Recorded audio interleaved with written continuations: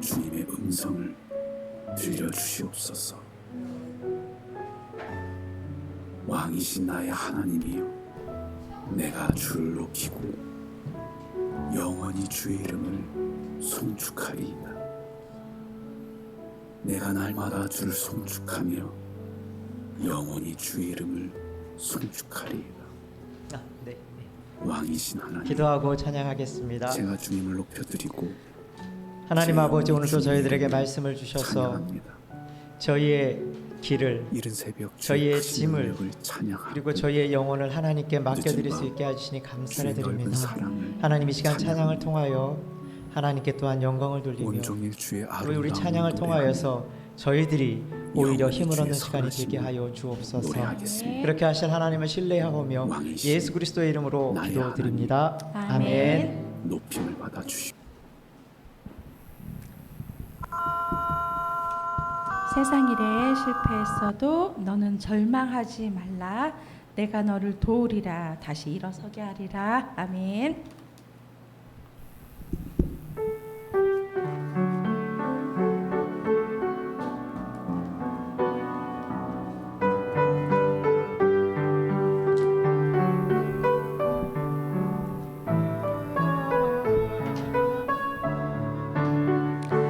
세상 일에 실패했어도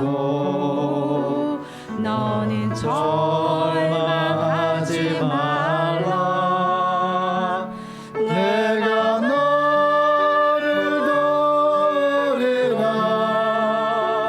다시 일어서게 하리라. 질병으로 고통당해도 너는 두려워 말라. 내가 너를 도우리라. 다시 일어서게 하리라.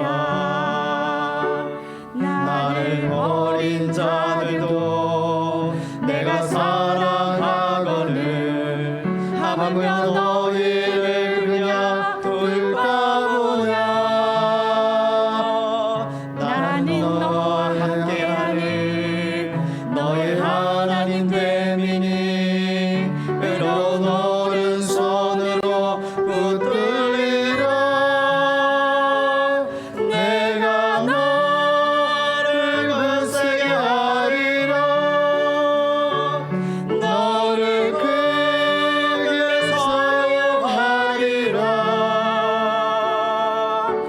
너로 하여금 나를 증거하도록 내가 너를 도우리라.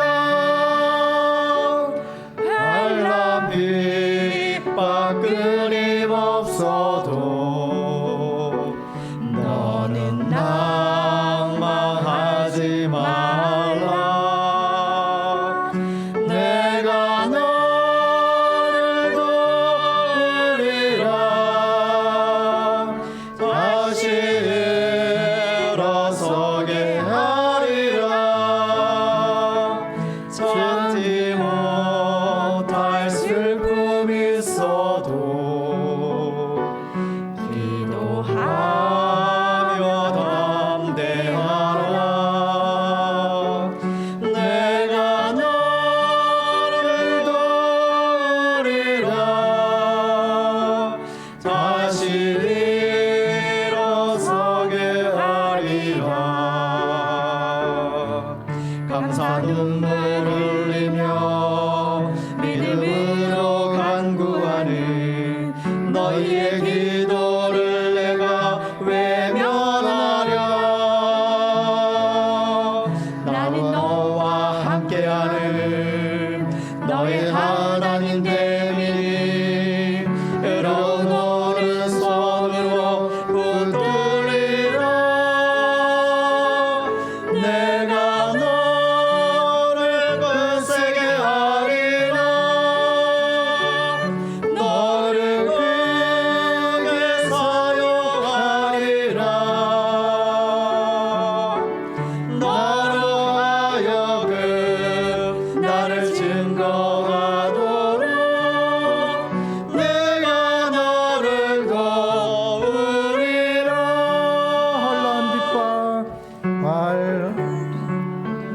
귓바퀴 되어도 2절입니다.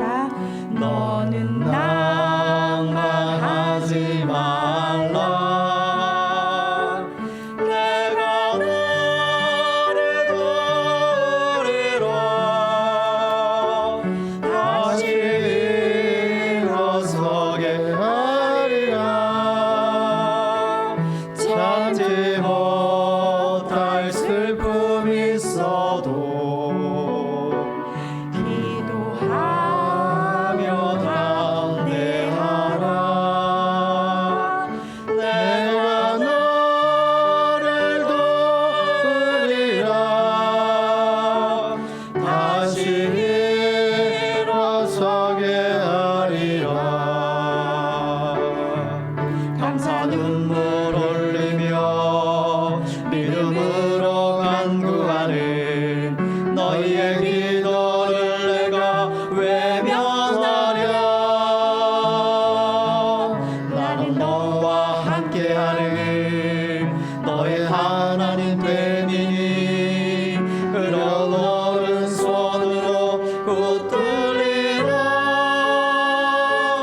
내가 너를 굳세게 하리라. 너를 크게 사용하리라.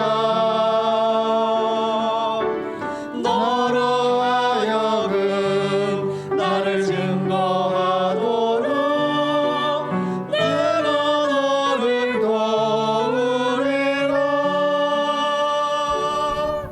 아멘. 나의 힘이 되신 여호와여, 내가 주님을 사랑합니다. 아멘. 아멘.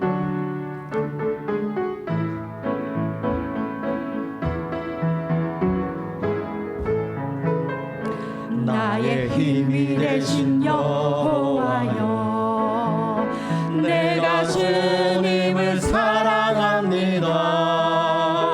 주는 나의 반석이시며 나의 요새시라.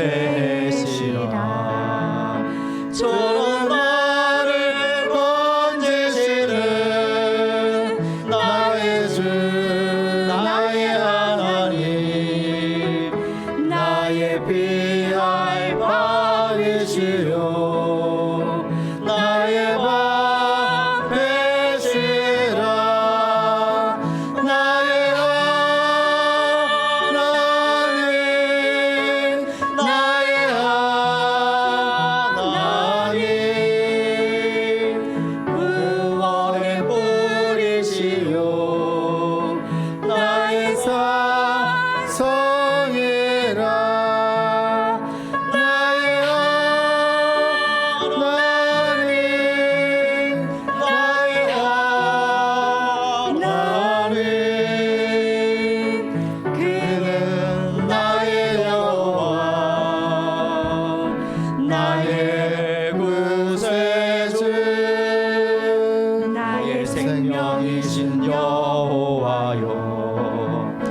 내가 주님을 찬양합니다. 주는 나의 사랑이시며 나의 의지시라. 주는 나를 이끄시어 주의 길 인도하시며 나의 생의 목자 되시니 내가 따르리라. 나의 하나님,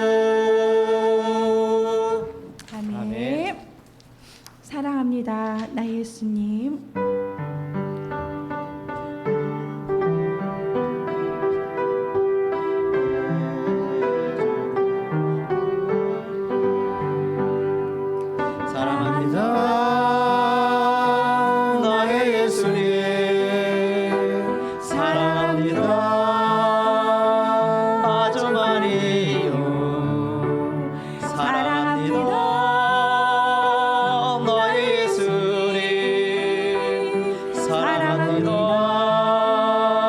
그것뿐이에요. 사랑한다 아들아. 내가 너를 사랑하노라.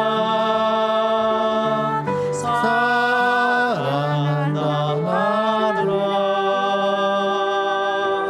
내게 축복 더하리라.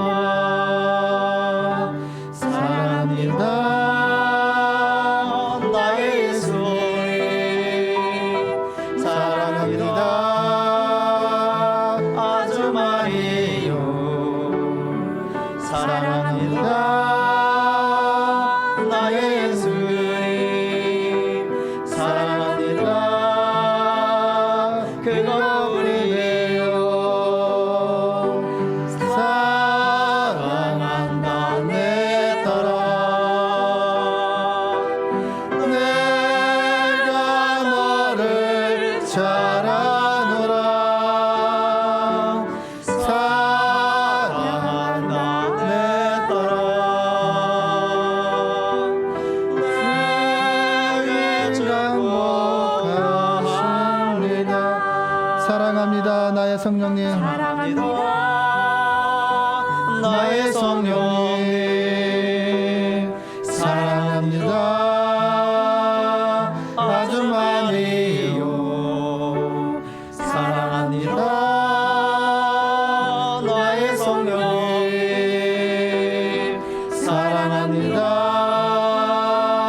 그것뿐이에요. 사랑한다 내 딸아. 내가 너를 잘하노라. 사랑한다 내 딸아. 내게 축복 더하노라.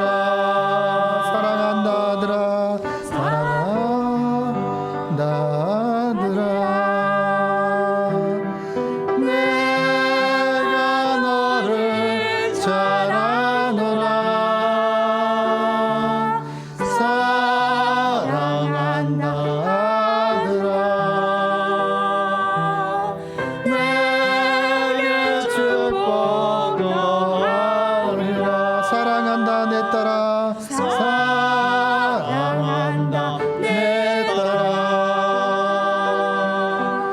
내가 너를 잘하노라. 사랑한다 내 딸아. 내게 축복 더하리라. 사랑합니다 예수님. 사랑합니다 나의 예수님. 그렇습니다. 사랑합니다. 아주 많이 그렇습니다. 하나님. 사랑합니다. 나의 예수님 사랑합니다. 그것뿐이에요. 사랑하는 사랑한다 내 딸아. 내가 너를 잘하노라.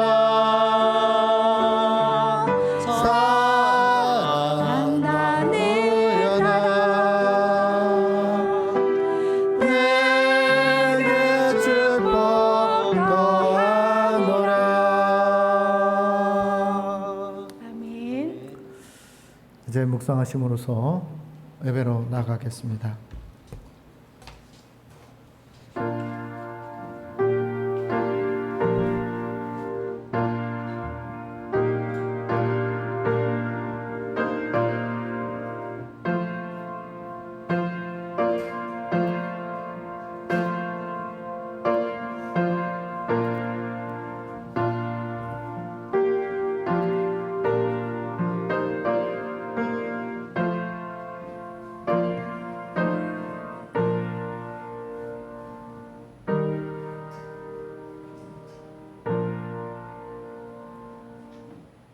하나님은 선하시니 하나님의 인자하심이 영원하고 하나님의 성실하심이 서울장신교회에 이르리로다.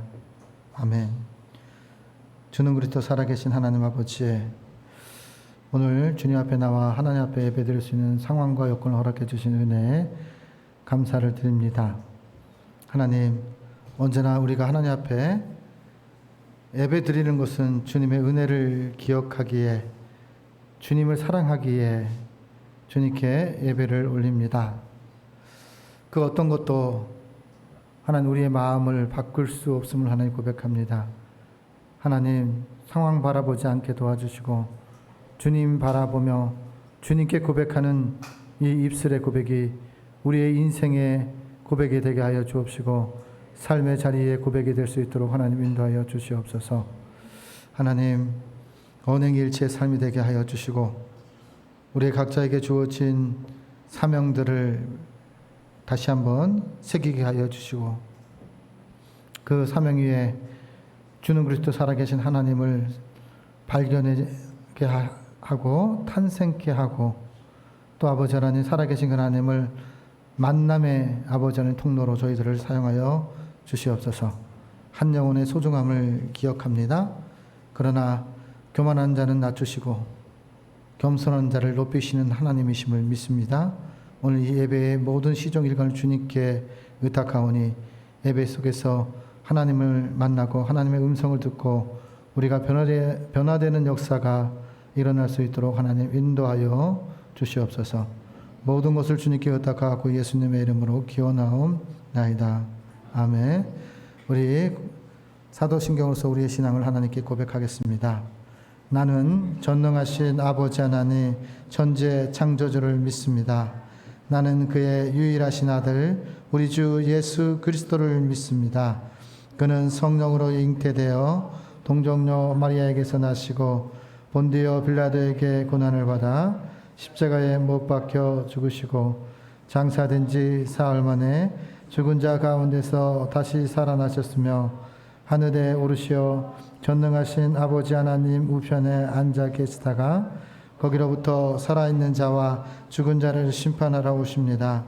나는 성령을 믿으며 거룩한 공교회와 성도의 교제와 죄를 용서받는 것과 몸의 부활과 영생을 믿습니다. 아멘. 우리 찬송가 38장을 주님께 올리겠습니다.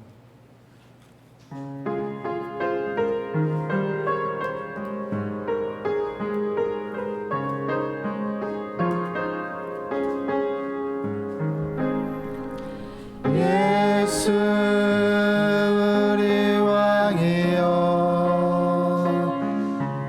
이곳에 오셔서 우리가 함께 드리는 영광을 받아 주소서. 주님은 우리 왕이여 주님은 우리 왕이여 왕이시 예수님 오셔서 자정하사 다스리소서. 예수 우리 주시여 이곳에 오셔서 우리가 듣게 되리를 찬양을 받아 주소서. 우리는 주님의 종들 예수는 우리 주시라. 주 대신 예수님 오셔서 이 찬양을 받아 주소서. 우리를 대표해서 고영수 장로님께서 하나님께 기도 올리겠습니다. 하나님 아버지, 생명까지 아낌없이 내어주신 예수님의 사랑을 의지하여 예배 자리에 나왔습니다.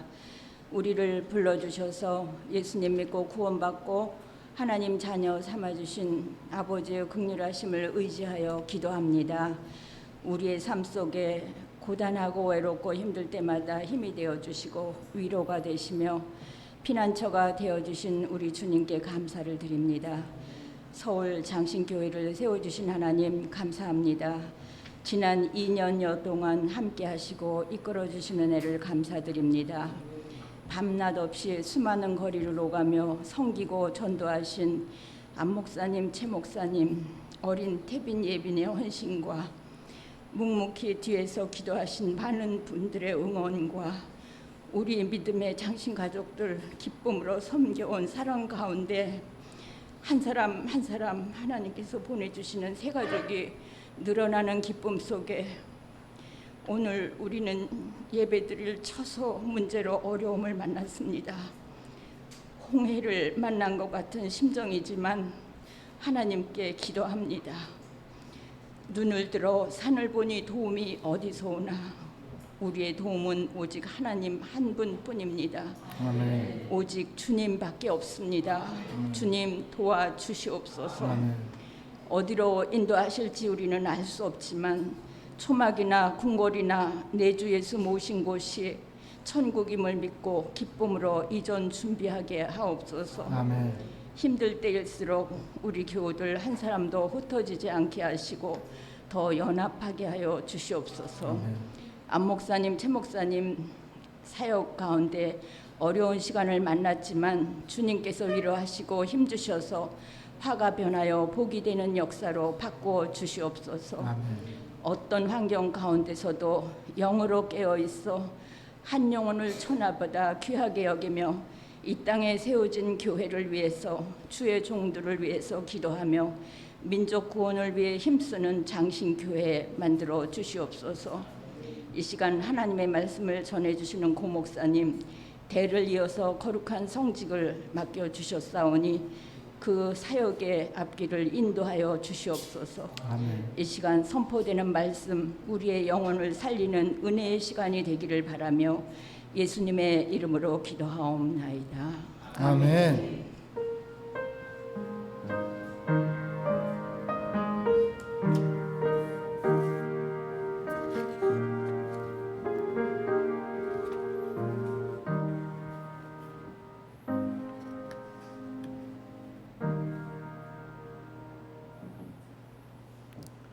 하나님의 말씀은 누가복음 8장 49절에서 56절까지 말씀입니다. 신약성경 106페이지입니다.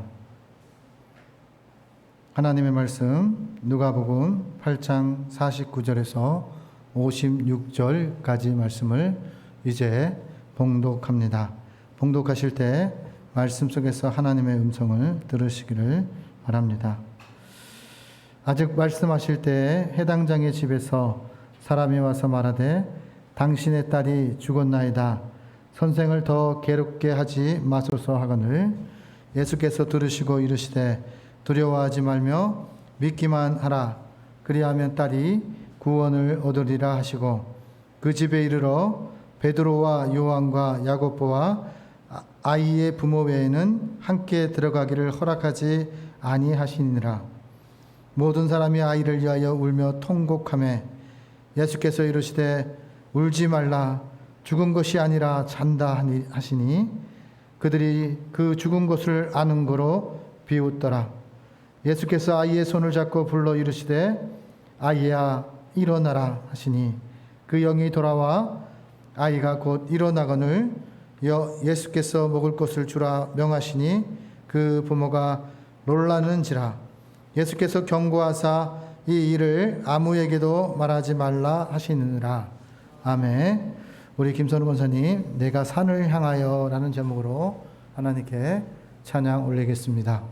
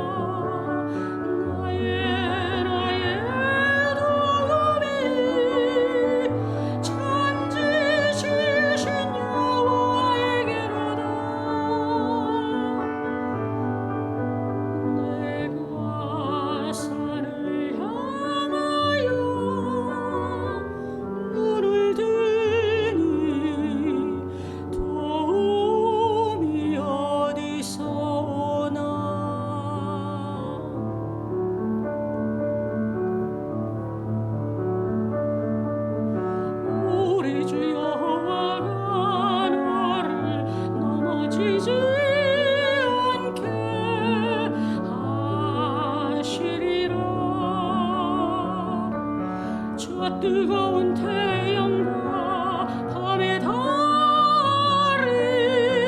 나를 해치지 못하리.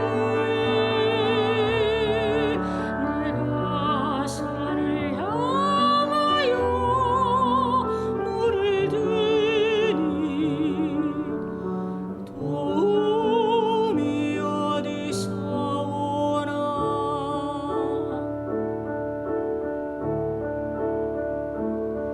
주 너를 지켜주시리라.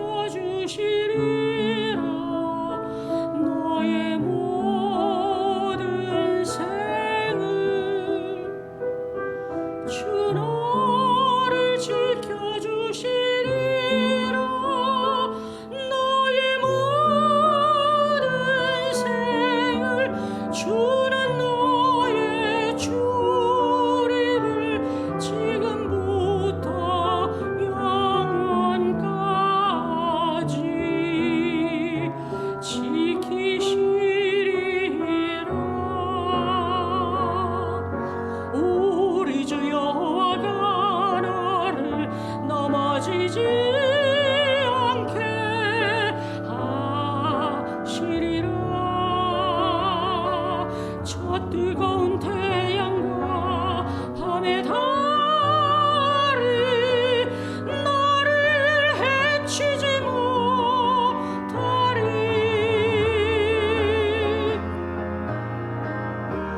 내가 산을 향하여 눈을 들어 도움이 어디서 오나. 나의 도움이 천지 지으신 여호와에게로다. 내가 산을 향하여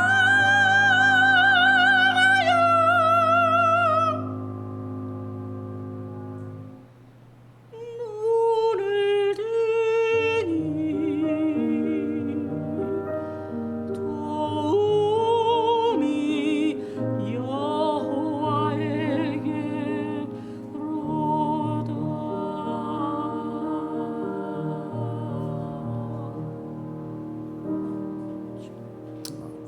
아멘.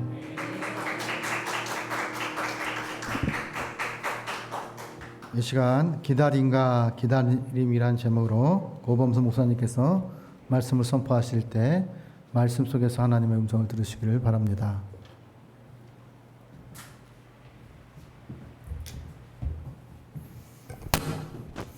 하나님께서 우리 서울장신교회 모든 성도님들의 간절한 마음을 기억하시면서 또 그 기다림을 이해하고 계실 줄 압니다. 우리 마음 가운데 답답한 점들이 물론 있겠지만 그러나 하나님을 신뢰하면서 하나님의 역사하심을 기대하며 또 기도하며 나아갈 수 있는 우리 모두 되기를 주님 이름으로 간절히 축복합니다. 잠시 기도하겠습니다. 하나님, 저희들 힘들고 어려운 이 세상의 삶 가운데서 많은 고민을 안고 살아가고 있습니다. 자녀들의 그 어려운 사정들 아버지 되신 하나님께서 우리 자신보다 더 잘 알고 계실 줄 압니다. 하나님, 그 마음 먼저 위로하여 주시옵시고 제 입으로 부르짖지조차 못하는 그 간절한 마음 하나님께서 갸륵하게 또 안타깝게 여겨주시사 아버지께서 자녀들의 부르짐에 응답하시는 분이심을 저희들이 확인하고 더더욱 믿음을 굳건히 세우며 이 험난한 세상 가운데 빛과 소금된 삶 살아낼 수 있도록 돌보아 주시옵소서. 감사드립니다. 이 모든 말씀 예수님 이름으로 기도합니다. 아멘. 우리가 인생을 살아가면서 여러 가지 경험들을 하게 됩니다. 그리고 그러다 보니까 인생이란 이런 것이다 라고 한 문장으로 인생에 대해서 이렇게 저렇게 표현하는 이야기들을 많이 듣게 됩니다. 생각나는 게 뭐가 있으실까요? 제가 제일 먼저 생각나는 거는 인생은 마라톤이다 라는 말입니다. 항상 특히 이제 이 대한민국처럼 바쁜 사회에서는 눈앞에 떨어져 있는 일을 처리하느라 급급하다 보니 단거리 선수처럼 뛰게 되는데요. 저도 그렇게 살아왔는데, 그러나 인생은 길고 또 2막, 3막, 또 연장전까지도 있을 수 있는 거기 때문에 인생을 길게 볼 줄 알아야 된다라는 뜻에서 그런 말이 생긴 것 같습니다. 또 인생은 무엇이냐? 등산과도 같은 것 같습니다. 자, 올라갈 때가 있어요. 그럼 어떤 때가 있죠? 내려갈 때가 있습니다. 편할 때가 있고요. 힘들 때가 있습니다. 경치를 바라보면서 아름다움을 느낄 수 있을 때도 있지만 코앞밖에 안 보여서, 제가 옛날 대학 다닐 때 지리산을 타다가 친구 하나가 다쳤어요. 발목이 삐끗해가지고 속도가 확 떨어졌는데 해가 져버린 거예요. 말로만 들었던 산에서 해가 떨어지면 이렇게 위험하다, 진짜 새까맣더라고요. 그때 제 친구들 8명이 같이 갔는데 맨 마지막 이정표를 본 게 900m였거든요.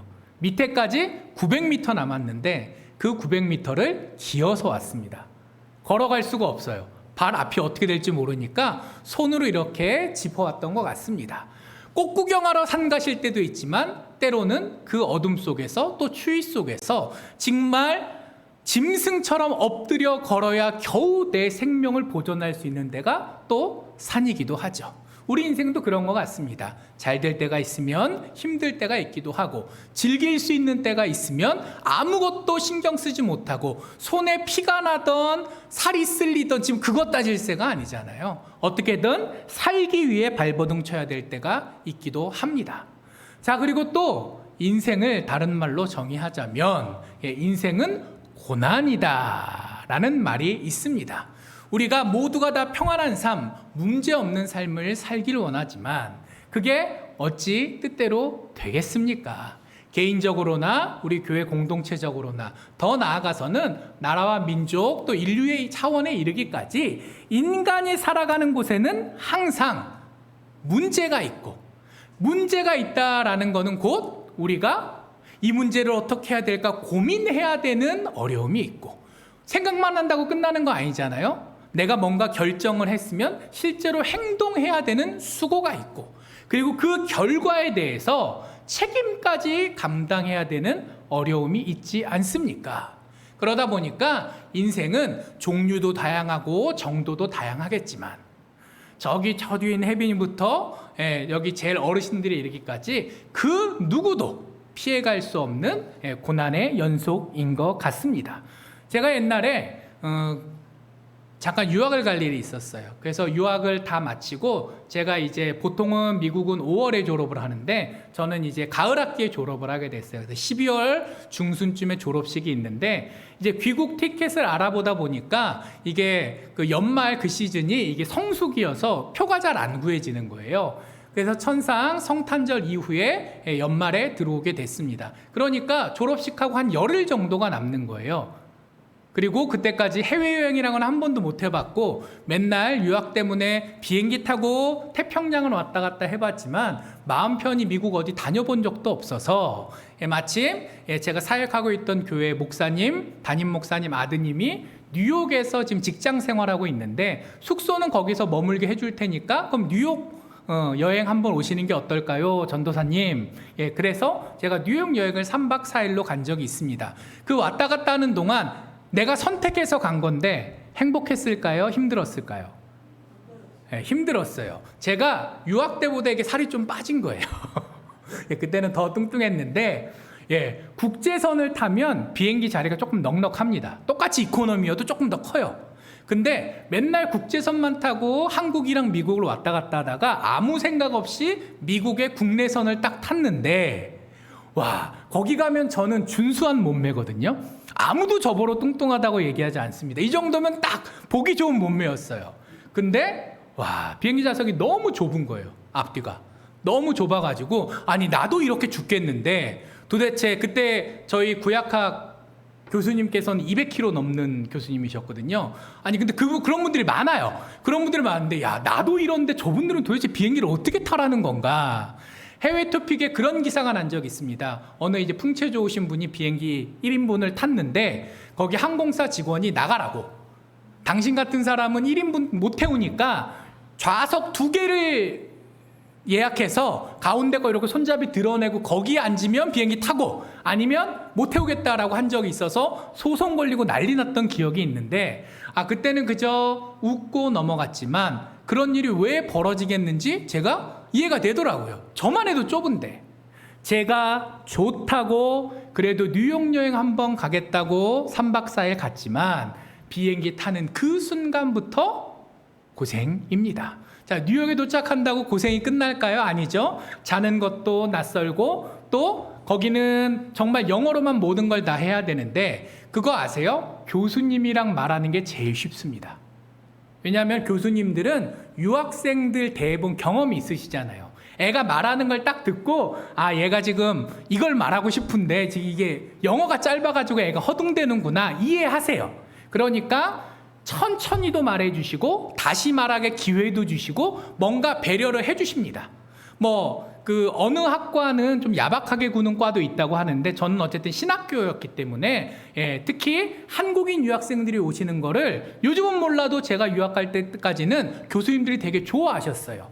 우리 100년 전 선배들이 뿌린 믿음의 씨가 결실을 맺어서 이제 내 학생으로 얘네들이 왔구나라고 생각하시니까 솔직히 객관적으로 공부를 좀 못해도 그래도 예쁘게 봐주시던 그런 기억이 있습니다. 그래서 교수님들이랑 얘기하는 건 편하고 그리고 같은 대학원에 있는 학생들이랑 얘기하는 것도 그럭저럭 괜찮아요. 사람이 뭔가 경험이 있고 또 배운 게 있어야 약한 사람이 뭐가 부족한지 내가 어떻게 맞춰줄 수 있는지도 아는 거거든요. 내가 힘들면 다른 사람 사정 봐줄 수가 없잖아요. 그래도 저희 학교가 그래도 미국에서 그럭저럭 잘 사는 친구들이 오는 학교였고 백인들 위주의 학교였고 그러다 보니까 아무튼 여건들이 좋아서 그런지 유학생들이랑 얘기할 때 그래도 많이 배려를 해줬어요. 제일 힘든 사람은 동네 슈퍼마켓 점원 멕시코 출신 아줌마가 제일 힘듭니다. 서로 영어를 하는데 이게 영어인가? 내가 지금 스페인어를 듣고 있는 건가? 영어를 듣고 있는 건가? 헷갈릴 만큼. 그럼 제가 그러면 저 사람은 어떨까요? 똑같아요. 서로가 영어로 얘기하면서 속 터져 합니다. 왜? 둘 다 영어가 부족하니까. 근데 뉴욕에 딱 갔어요. 저를 배려해준 교수님 없습니다. 학생들 없습니다. 만나는 모든 사람들은 제가 그렇게 무서워했던 슈퍼마켓 점원 느낌을 가지고 영어를 해야 되는 거예요. 불편할까요? 편할까요? 2년여 유학했는데 그거 갖고 그렇게 말이 편해지지 않습니다. 그럭저럭 먹고 살만하고 수업 때 발표하고 따라갈 만은 하지만 편한 건 아니에요. 자, 비행기도 그렇고 말하는 것도 그렇고 차도 없으니 어떻게 해야 돼요? 이 무거운 몸을 이끌고 다 걸어 다니고 대중교통을 타고 다녔어야 돼요. 내가 선택했지만 좋아서 했지만 고생했습니다. 자, 근데 고생이란 그런 걸 수도 있는 거예요. 내가 좋아서 할 때도 있고 내가 싫지만 강제로 하게 될 때도 있고 또 내가 그 부분에 대해서 책임을 가지고 있기에 책임감을 가지고 할 때 있지만 내 책임도 아닌데 억울하게 덤탱이를 쓸 때도 있습니다. 자, 그리고 내가 뭔가 잘못해서 고생을 자초하는 경우도 있지만 나는 아무 잘못도 없는데 다른 사람이 벌인 일들 때문에 내가 혼자 혹은 함께 고생한 일들이 있죠. 자세히 살펴보면 고생도 그냥 고생 두 글자로 끝낼 게 아니라 그것을 들여보면 이것저것 복잡한 여러 가지 종류의 고생들이 있더라는 거예요.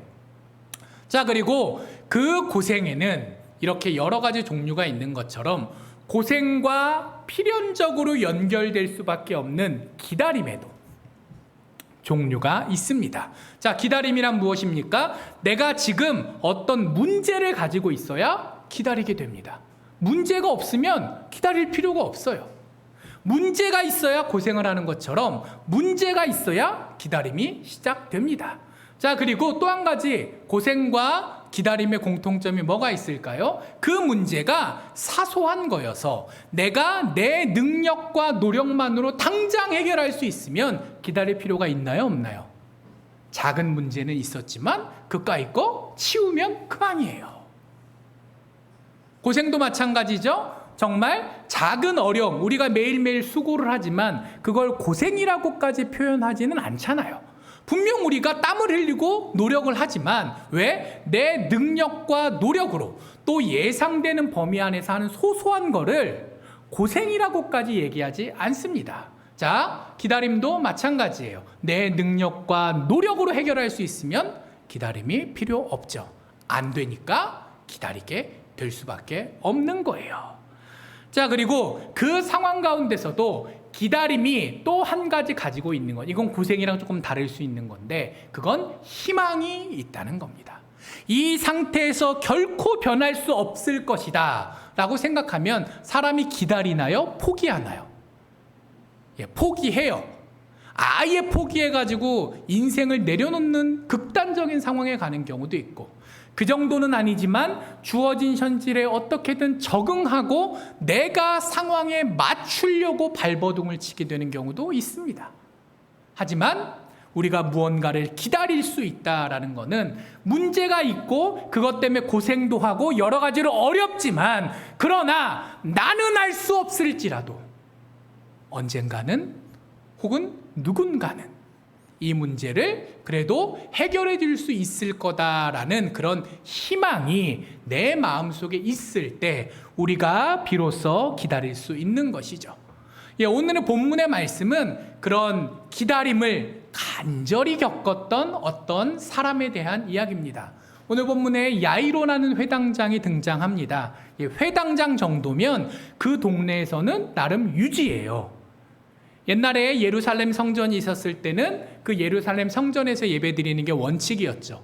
그러나 다 알고 계신 것처럼 이미 예루살렘 성전은 무너진 지 오래가 되었습니다.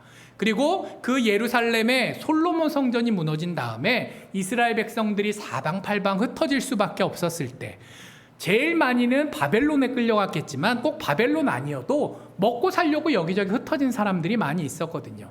그 사람들은 예루살렘에 있던 성전, 이제는 있지도 않은 그 성전에선 예배 드릴 수가 없잖아요. 그럼 어떻게 해야 됐을까요? 예배 안 드릴까요? 예배 초소가 없다고 예배를 안 드릴까요? 그럴 수는 없잖아요. 누구나 다 좋은 예배 초소에서 평안하게 또 서로 고민 근심 걱정 없이 교제를 나누면서 예배드리면 좋겠지만, 그러나 예배는, 교회는 건물이 아니라 하나님을 믿는 사람들의 모임이요 하나님께 드려지는 것이기에 우리가 야외 예배에 가서도 예배라고 부르는 것처럼 언제 어떤 상황에서도 예배는 드려야만 했고, 그래서 이렇게 흩어졌던 이스라엘 사람들은 각자 어떻게든, 그게 집일 수도 있고 어떤 회사, 요즘식으로 따지면 회사, 뭐 공장, 하여튼 어느 장소라도 모여서 예배를 드리기 시작했어요. 그러다가 어느 정도 안정적으로 그들의 삶이 이제는 쫓겨난 실향민이 아니라 실향민 정도에서 약간 이민자로 업그레이드 됐을 때, 그 바벨론 땅 같은 데서 그래도 몇 년 지내면서 자리를 잡고 집도 생기고 일터도 생기고 그럴저럭 적응하게 됐을 때 이제 이야기가 나옵니다. 우리가 언제까지 예루살렘 성전에서 예배를 못 드린다고 이렇게 주먹국으로만 겨우겨우 예배를 드리겠는가? 그래도 가능한 선에서 제대로 한번 예배를 드렸으면 좋겠다. 제사를 드렸으면 좋겠다. 하나님의 말씀을 듣고 우리가 하나님의 백성임을 다시 한번 확인할 수 있었으면 좋겠다. 그런 간절한 마음들이 있어서 회당이라는 게 생긴 거예요. 자, 그리고 유대라는 나라 이미 없어졌잖아요. 왕도 없고 귀족도 없고 어디 관리도 없고 아무도 없잖아요. 그러면 그 유대인들이 살아갈 때 누가 그 유대인 공동체 안에 이런저런 일을 중재하고 결정하고 또 때로는 책임을 져야 되겠어요. 자연스럽게 그 회당의 책임자가 약간 마을 이장님 정도의 느낌이 되어버릴 수밖에 없었던 시대의 상황이 있었습니다. 물론 예수님께서 공생애 하시던 그 시간에는 예루살렘의 성전이 다시 지어졌어요. 헤롯 왕이 지었던 세 번째로 지어진 성전이 있기는 했습니다. 하지만 이미 회당이라는 것이 사방팔방 많이 퍼져 있었고, 또 갈릴리에서 예루살렘까지 왔다 갔다 하는 게 쉬울까요? 어려울까요? 어려울 거잖아요. 그럼 어쩌다 1년에 한 번, 아니 법대로 따지면 3번 예루살렘 올라갈 수 있겠지만, 아니 평소에는 어떻게 할 거예요? 그래서 안식일에 이 회당에 모여서 같이 하나님 말씀을 읽고 또 말씀을 듣고 교제를 나누는 것이 당연해졌기 때문에 이 야이로란 사람은 믿음도 있던 사람이었을 거고요. 그리고 주변에 인정받던 사람이었을 거고요. 또 세상적으로 따지면 그 동네에서는 콧방귀 좀 낄 수 있는 권력도 있던 사람이었습니다. 자, 그런데 이 사람이 어떻습니까? 물론 로마 식민지 시대였기에 그 식민지 관리하는 더 높은 로마 사람들에 비해서는 좀 꿀렸겠지만 유대인들 중에서는 거의 최고 계급인 거예요. 나름 인정받고 잘 먹고 잘 살았을 사람이란 말이에요. 그러나 그런 사람도 인생 앞에 불어닥치는 문제에서는 별 방법이 없었습니다. 그에게 외동딸이 있었다라고 얘기를 합니다. 자, 딸이 하나 있는데 이 딸이 정확히 알 수 없는 병으로 이제 사경을 헤매고 있는 거예요. 내가 하나님의 백성으로서 또 회당의 책임자로서 또 나를 위해 생각해주는 주변의 많은 사람들과 함께 기도했지만 그 문제는 나의 능력으로도 어쩔 수 없고 의사의 능력으로도 어쩔 수 없고 이 공동체 모두가 같이 기도해도 어쩔 수 없는 사람의 손으로서는 방법이 없는 문제가 되어버렸어요. 그래서 이 사람은 기도하면서 기다립니다. 어느 분을요? 예수님을 기다립니다. 오늘 본문은 아니지만 조금 앞에 보면 40절에 예수님께서 그 동네로 다시 돌아오셨다라는 얘기가 있어요. 자, 그러니까 야이로는 예수님을 처음 보는 사람일까요? 예수님을 본 적이 있는 사람일까요? 예. 예수님께서는 갈릴리에 특히 가버나움이나 이제 몇몇 도시들을 중심으로 활동을 하셨기 때문에 어쩌다 예수님을 평생 한 번 보고 다시 못 뵌 사람도 물론 있겠지만 그러나 예수님께서 주로 활동하시던 지역 근처에 살던 사람들은 예수님께서 어느 집안 자손이고 뭐 형제가 몇 명이고까지 알 수 있던 사람들도 있었어요. 주로 나사렛이나 가버나움, 벳세다 이런 동네들이 그렇게 예수님을 잘 알고 있었을 그런 동네일 걸로 생각되는데 그러니까 야이로는 예수님이란 분을 이미 알고 있었고 그분이 병을 고치실 수 있는 분이라는 것도 들었고 그리고 이제 우리가 해결할 수 없는 이 문제에서 마지막 희망을 걸 수 있는 분이 바로 그분이다라는 사실을 머리로 알고 있었습니다. 나에게 문제가 있어요? 그걸 내가 해결할 수 없어요. 그러나 아직 뭐가 남아있죠? 희망이 남아 있습니다. 자, 그래서 그는 기다릴 수 있었어요. 언제까지? 예수님께서 다시 내가 살고 있는 마을로 돌아오실 때까지. 자, 그리고 40절에 예수님께서 다시 돌아오셨다고 하니까 바로 41절에 야이로가 등장합니다. 예수님한테 나아가서 자, 야이로가 기다리고 있었던 거예요. 언제 예수님 오시나. 나름 힘있던 사람이었으니까 동네 소문 딱 체크하고 있었고 어느 배에 예수님이 타고 돌아오셨다 안 돌아오셨다 그거 알 수 있는 능력이 있던 사람이었겠죠. 귀만 쫑긋 세우고 예수님만 기다리고 있던 거예요. 그래서 예수님께서 도착하시자 바로 달려가서 자초지종을 아뢰입니다. 예수님, 저희 딸이 지금 죽어가고 있는데 예수님께서 도와주세요. 그리고 오늘 우리가 본문 함께 읽었던 것처럼 예수님께서 거기서 허락하셨다 안 하셨다 그런 표현은 없지만 바로 그런 말씀 없이 야이로와 함께 야이로의 집으로 출발하시는 장면이 등장합니다. 자, 허락하신 거예요? 안 하신 거예요? 네, 허락하신 거예요. 야이로는 문제는 있었지만 그 기다림에 응답받아 예수님을 만날 수 있었고 또 예수님의 허락을 받아서 이제 이 딸이 사랑하는 딸이 다시 살아나는 그 놀라운 기적의 가능성을 점점 키워가고 있었습니다. 그런데 거기까지만 하면 해피엔딩인데 그 뒤에 보면 오늘 본문에 있는 49절부터 보면 문제가 생깁니다. 예수님께서 그 집에 도착하시기 전에 이미 어떻게 된 거예요? 야이로의 딸이 그만 죽고 만 거예요. 그래서 야이로의 집에서 사람이 와서 그 동네 요즘 서울시랑 비교하면 되게 좁은 동네거든요.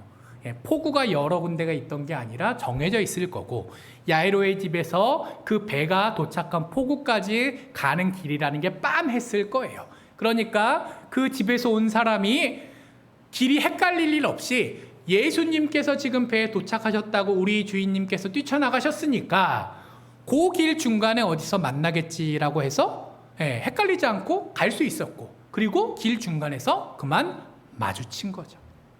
그리고 이야기합니다. 선생님을 더 괴롭게 하지 마소서. 왜? 이미 야이로 당신의 딸은 죽었습니다. 하지만 결론이 어떻게 되었죠? 이미 야이로의 딸이 죽었지만 사람의 관점에서 볼 때는 이제 신락같이 남아있던 그 소망이 다 끊어져서 어찌할 수 없는 현실만이 내 인생을 쥐어짜고 있는 것 같은 느낌이었겠지만, 그러나 예수님께서는 사람의 그 마음, 또 인간의 한계를 뛰어넘으시고 이 아이를 다시 살리셔서 그 주변에 있는 사람들에게 놀라움만 성사해 주신 것이 아니라, 우리가 살아가면서 문제가 있더라도, 그걸 내가 해결할 수 없더라도 예수님께 소망을 품고 기다리면, 또 기도하면, 그러면 예수님께서 우리의 삶에 개입하신다라는 것을 우리에게 보여주셨습니다. 아마 예수님께서 아픈 사람 고쳐주신 거가 성경에 기록된 것만고도 억수로 많을 거예요. 귀신 들린 자 혹은 죽은 자 고쳐주시고 살려주신 경우도 많이 있을 겁니다. 하지만 요한복음에 써 있는 것처럼 그 예수님의 공생의 동안 있었던 모든 일들을 기록하려면 하늘을 두루마리 삼고 바다를 먹물 삼아도 이걸 다 기록할 수가 없다라고 했던 그 많은 사건 중에 왜 오늘 이 사건은 성경에 기록되어 있을까요? 그것도 마태복음, 마가복음에도 조금씩 그 세부적인 내용은 다르지만 왜 다 기록되어 있을까요? 단순히 야이로의 딸만 구해주신 것이 아니라 그것들을 통해서 우리에게 말씀하시고 싶은 게 있기 때문 아닐까요? 성경에 기록되어 있는 모든 내용은 하나님의 의도가 담겨 있는 말씀입니다. 이걸 단순한 역사책으로 혹은 이야기책으로 이해하실 것이 아니라, 시집으로 이해하실 것이 아니라, 이 어떤 건 시, 어떤 건 법, 어떤 건 이야기, 어떤 건 뭐 다른 이런저런 장르에 대한 거지만 그 기록들을 왜 성경이라는 이름으로 하나님께서 우리에게 주셨는가, 그 하나님의 뜻을 우리가 살펴야 될 텐데, 오늘 본문 말씀에 그런 하나님의 뜻이 담겨져 있고 가장 먼저 생각할 수 있는 건 우리에게 희망이 있다. 우리는 기다릴 수 있다. 그리고 하나님께서는 그 기다리는 존재인 우리들을 아시고 우리의 기다림에 응답하신다. 입니다. 그것들을 먼저 기억할 수 있는 우리 모두 되기를 간절히 축복합니다. 자, 그런데 이렇게 간단히 넘어가기에는 조금 더 깊은 내용들이 성경에 곳곳에 담겨 있어요. 자, 먼저는 기다림이라는 게 문제에서 출발하고 나의 무력함 때문에 이제 그 진짜 기다릴 수밖에 없게 되지만, 희망이 있을 때 기다림이 될 수 있다라는 그 1차적인 걸 넘어서 모든 기다림이 그럼 문제와 희망이 있으면 기다림인가? 그게 또 아니더라는 거예요. 아까 고생의 종류도 여러 가지가 있다라고 말씀드렸던 것처럼 이 기다림이라는 것도 곰곰이 생각해 보면 모두가 다 동일한 기다림이 아니라 기다림에도 이 기다림이 있고 저 기다림이 있더라라는 겁니다. 자, 먼저 한번 생각해 보십시오. 자, 기다림에는 온전한 기다림이 있고 온전하지 못한 기다림이 있습니다. 이 야이로는 누구를 기다렸어요? 예수님을 기다렸습니다. 누구에게 소망을 품었나요? 예수님께 소망을 품었습니다. 하지만 세상의 많은 기다림들, 아니 세상까지 얘기할 것도 없이 우리가 살아오면서 기다려 보셨던 그 수많은 경험들 가운데 과연 하나님과 하나님의 뜻만 기다리셨나요? 아니면 나 개인의 이익을 위한 기다림, 혹은 세상에 의지하는 기다림, 이런저런 무언가 하나님께서 보시기에 이거는 온전한 기다림이다라고 인정해 주시기에는 조금 뭔가 애매한 그런 기다림들도 있으셨나요? 아마 우리가 하나님만 온전히 의지해야 한다는 거 다 알고 있으면서도 알게 모르게 때로는 어쩔 수 없이 세상을 의지할 때가 있는 것처럼 우리의 기다림이 온전한 기다림이라고 자부할 수 없게 만드는 여러 가지 복잡한 사정들이 있잖아요. 제가 지난번에 바알을 이스라엘 백성들이 왜 그렇게 우상 숭배했는가 말씀드리면서 바알이 기본적으로 물의 신이기 때문이다라고 말씀드렸습니다. 바다의 신, 물의 신, 비의 신, 어쨌든 간에 다 그쪽 라인인 거잖아요. 예, 그런데 그러다 보니까 결국은 이 바알이 나중에는 어디로까지 영역을 확장하느냐, 농사의 신이 되는 거예요. 제때 비가 내려야 농사가 이제 수확을 거둘 수 있는 그 당시 기술 사정 때문에 비의 신이 아주 중요한 신이 돼버린 거죠. 뭐 때문에? 내가 먹고 사는 문제 때문에. 뭐 때문에? 요즘식으로 표현하면 돈 때문에. 자, 그런데 그거 아세요? 그렇다고 해서 이스라엘 백성들이 하나님을 안 믿고 바알만 믿었던 건 또 아니에요. 요즘 인도 같은데 다신교 국가에 가면 선교사님들이 제일 환장하게 했는 게 그거랍니다. 예수님을 믿으세요. 네, 믿겠습니다. 십자가를 드리면 가져가요. 근데 어떻게 돼 있죠? 그 얘기 한두 번씩 들어보셨을 텐데요. 그 집에 어느 날 신방을 가면 그 십자가가 어디 있을까요? 자, 우리 집에 모셔놓은 신들입니다. 짜잔 보여주면은 한 100 몇십 개 중에서 한 자리 조그마한 십자가 차지하고 있는 거죠. 다신교 국가 세계관에서는 예수님이 나를 사랑하시고 나를 위해 죽으시고 나를 구원하시는 분이시다? 좋네. 그러니까 이신 저신 요신 고신 다 믿는데 그중에 예수님 한 분 더 믿어도 좋겠다. 근데 이걸 어떻게 못하겠다는 거예요. 아무리 복음을 얘기해도 근본적인 어릴 때부터 몸에 배운 그 문화라는 거를 극복하는 게 너무너무 힘들다. 그래서 어떻게 보면 인도의 기독교인이 참 많습니다. 근데 어떻게 보면 인도의 기독교인이 거의 없습니다. 기준에 따라서 이걸 어떻게 잡아야 될지 목사님들도 선교사님들도 참 고민일 수밖에 없어요. 자, 근데 이스라엘 백성들의 사고방식이 딱 그거였다는 거예요. 평소에는 우리가 하나님의 백성이니까 하나님을 믿지만 언제는 바알한테 가서 제사 드리는 거예요? 내가 필요할 때. 그때가 언젠가요? 비가 필요할 때. 근데 하나님께서는 비를 안 주시나요? 주시잖아요. 성경에 보면 하나님께서 주시는 축복의 그 여러 가지 그 문학적 표현이 있는데 그 중에 하나가 이른 비와 늦은 비를 주시는 분이 하나님이시다라고 나오죠. 그 이른 비와 늦은 비가 약간 그 우리나라 말로 해석하면은 비가 올 때가 여긴데 요거보다 좀 빨리 오거나 늦게 오거나 이런 느낌도 있는데 사실 그거 아니에요. 원래 비가 오는 그 계절이 정해져 있다는 거예요. 우리 여름에 장마 오는 것처럼. 그때 걔네는 두 번이라는 거죠. 이른 비가 올 타이밍, 늦은 비가 올 타이밍. 근데 하나님께서는 어떻게 하신다고요? 그 비가 와야 될 때 비를 내려주시는 분이라는 거예요. 그러니까 바알을 안 믿어도 어떻게 되는 거예요? 어차피 내가 먹고 사는 문제는 어느 분께서 보살펴 주신다고요? 하나님께서 보살펴 주세요. 근데 그 하나님을 믿으면서도 왜 바알은 또 믿을까요? 엘리야가 이런 얘기를 합니다. 갈멜산에서 850대 1로 싸울 때 그 바알 아세라 선지자들이야 뭐 말할 것도 없는 사람들이지만 거기 주변에 이게 어떻게 되나라고 둘러보고 있는 수없이 많은 이스라엘 백성들이 있을 거잖아요.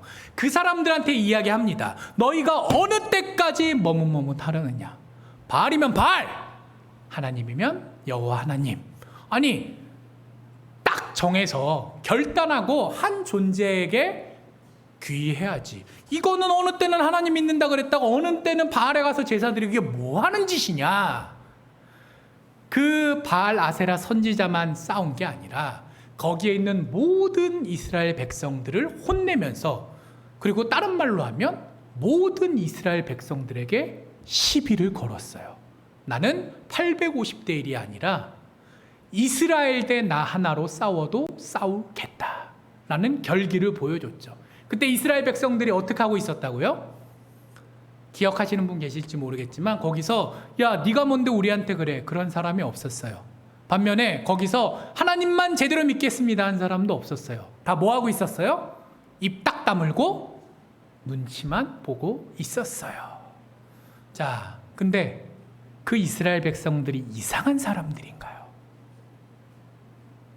우리는 다른가요?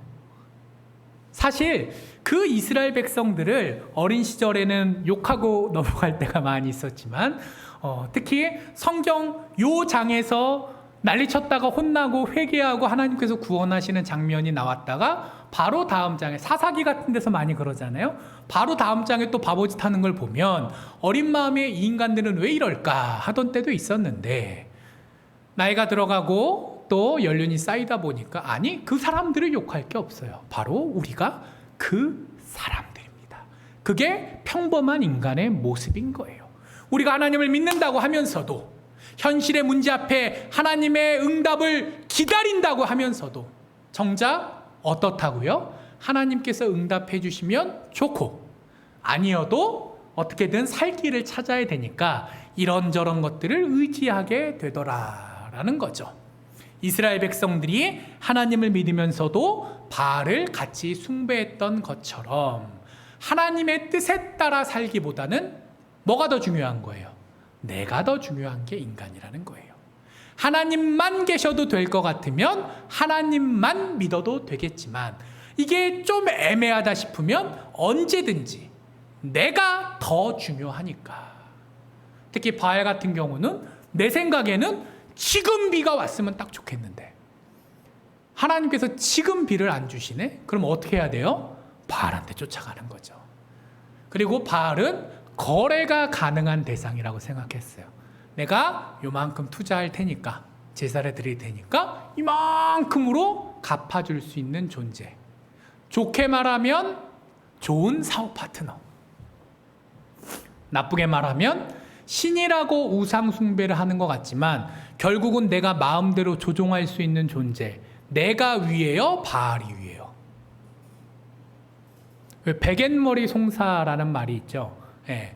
남자가 어디 왕부터 시작해서 오만 대단한 자리에 있어도 결국은 누가 조절할 수 있다는 거예요? 부인이 조정할 수 있다는 거죠. 자, 그럼 실세는 누구예요? 왕이에요? 아니면 부인이에요? 왕비예요? 우리 다 직간접적으로 경험하시잖아요. 살면서 그런 경우 한두 번씩 해보셨잖아요. 모든 집이 그렇게 돌아가는 건 아니겠지만 분명 겉으로는 이 사람이 실세인 것 같은데 사실은 실세가 뒤에 따로 있는 경우가 얼마든지 많이 있지 않습니까? 자, 바알과 그 우상 숭배하는 이스라엘 백성들의 관계가 이런 거였다는 거예요. 바알을 우상 숭배한다고 하면서도 거래 가능한, 다시 말하면 이용 가능한, 다시 말하면 내가 주도권을 가지고 흔들 수 있는 편안한 존재. 단순히 우상숭배가 우상숭배로 끝나는 것이 아니라 인간의 교만, 인간의 이기심을 극한으로 보여주는 것이었기 때문에 하나님께서 그렇게 그걸 싫어하셨던 거예요. 자, 아무튼 그렇기 때문에 모든 기다림이 제대로 된 기다림일 수는 없습니다. 하나님께서 그 기다림에 응답하시는 온전한 기다림이란 분명히 우리가 더 깊이 생각할 지점들이 있을 거예요. 그 첫 번째는 믿음입니다. 너무 당연한 얘기 같지만 쉽지 않은 믿음입니다. 자, 이 야이로는 어떤 사람이었나요? 예수님을 아는 사람이었어요. 예수님께서 병을 고쳐주실 수 있는 능력이 있는 분이시고 실제로 살아계신 분이시고 그리고 사람들을 사랑하시는 분이시다라는 걸 알고 있었습니다. 자, 믿음은 아는 것이 전부가 아니지만 아는 것에서 출발합니다. 예수님이 계신지도 모르는데 어떻게 그분이 나의 구원자이심을 고백할 수 있겠어요? 계심을 알고 그분의 성품과 그분의 능력과 그분의 계획을 아는 것, 그것이 제대로 된 기다림을 위한 첫 번째 단계입니다. 예수님께서 어떤 분이신가? 야이로는 그것을 알고 있었기 때문에 기다릴 수 있었고, 기다릴 수 있었기 때문에 응답을 받을 수 있었습니다. 자, 근데 예수님이 어떤 분이신지를 아는 것만으로는 족하지 않습니다. 자, 야이로한테 이 딸이 쓰러졌다라는 문제 하나만이 아니라 켜켜이 추가되는 다른 문제들이 있었어요. 자, 우리 딸이 쓰러졌는데 지금 죽을 지경이네? 어떻게든 수습을 해야 되는데 의사를 데려봐야 소용이 없네? 그래서 예수님밖에 방법이 없다라고 생각을 했을 때 예수님께서 내 곁에 계시나요? 예수님께서 어디서 어떤 일을 하고 계시는지 내 맘대로 조정할 수 있나요? 아까 바알은 이스라엘 백성들이 바알 정도는 내가 조정할 수 있다라고 생각했는데 과연 예수님께서는 내가 조정하실 수 있는 분이신가요? 자, 아닌 거예요. 예수님은 예수님의 뜻에 따라 공생의 다른 사역을 하시기 위해 다른 동네에 계셨어요. 야이로는 예수님을 어찌할 수 없으니 예수님께서 돌아오실 때까지 기다려야 됐습니다. 자, 근데 예수님께서 이 마을에 오셨다고 문제가 끝나나요? 그렇지 않습니다. 예수님께 도와달라고 가서 부탁을 해야 돼요. 빌어야 돼요. 근데 예수님께서 들어주신다는 보장이 있나요? 없나요? 나에게는 기대가 있지만, 소망이 있지만 예수님께서 들어주신다는 보장은 사실 없는 거예요. 예수님 앞에 나아가 우리 딸을 살려주세요라고 했을 때 이 야이로의 마음이 얼마나 두근두근 했겠습니까? 예수님께서 안 된다고 하시면 어떡할까? 큰 문제 하나만이 아니라 그 문제를 해결하기 위해 기다리는 동안에도 계속 작지만 문제들이 이어집니다.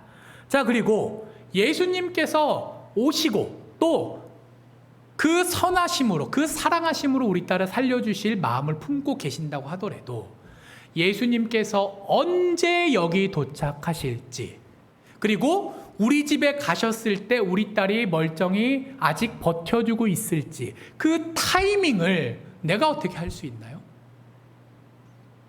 사람이 시간을 어떻게 할 수 없죠. 가는 시간을 잡을 수 없습니다. 그런 것처럼 야이로에게는 예수님께서 오시고 허락해 주시는 것만이 아니라 제때 집에 모셔가는 것까지, 그것이 문제로 다가왔는데 사실 오늘 거기서 실패한 거잖아요. 1단계, 2단계는 됐는데 예수님을 제 타이밍에 모셔가지 못해서 딸이 죽었다는 소리를 듣게 된 거 아니에요? 자, 그 문제가 있습니다. 자, 그리고 오늘 본문에서는 크게 드러나지 않지만 예수님께서 제 타이밍에 가셨어요. 가셨다고 쳐요. 그래도 딸이 살아난다는 100%의 확신이 있습니까? 없습니까? 예수님께 기대를 하고 있는 거지, 예수님께서 죽은 사람도 살리실 수 있는 능력이 있으신 분이시다라는 걸 과연 야이로가 100% 확증할 수 있었을까요? 만약 그랬다면 사람이 와서 딸이 죽었다라고 얘기했을 때 50절에 예수님께서 두려워하지 말라, 믿기만 해라라고 얘기하실 필요가 없으셨을 것 같아요. 야이로에게 예수님께서 이 말씀을 하신 건 이 부분이 현실적인 고민거리였고, 물론 우리 예수님께서는 그 문제를 해결해 주셔서 딸을 다시 일으키셨지만 야이로의 입장에서는 그 기다림이라는 건 또 다른 문제가 연속되는 과정이었다라는 것이죠.